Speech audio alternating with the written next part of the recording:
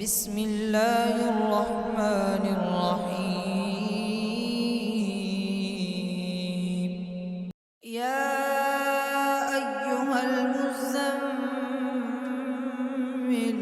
قم الليل إلا قليلا نصفه أو انقص منه قليلا أو زد عليه ورتل القرآن ترتيلا إنا سنلقي عليك قولا ثقيلا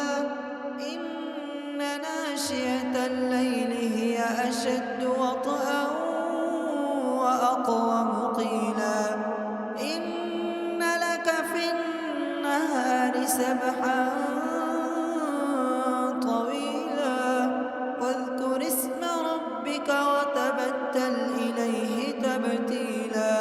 رب المشرق والمغرب لا إله إلا هو فاتخذه وكيلا واصبر على ما يقولون واهجرهم هجرا جميلا وذرني والمكذبين أولي النعمة ومهلهم قليلا إن لدينا أنكالا وجحيما وطعاما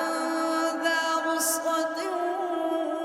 وعذابا أليما يوم ترجف الأرض والجبال وكانت الجبال كثيبا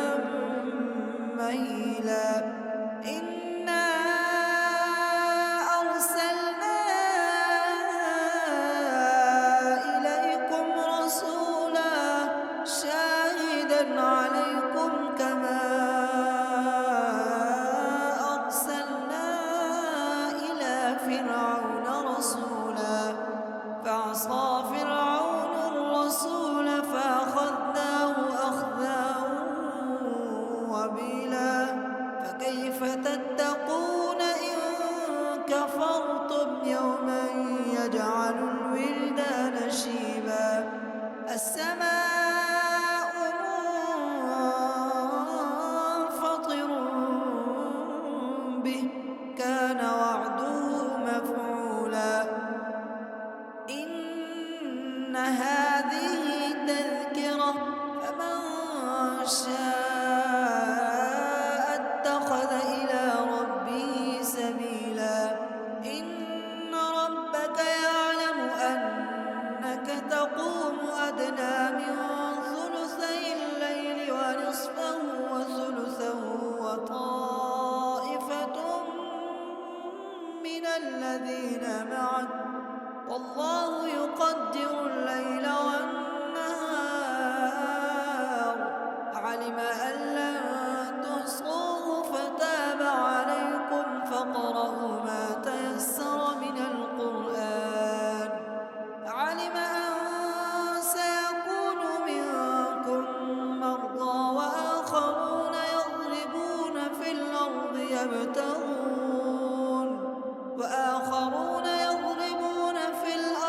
يبتغون من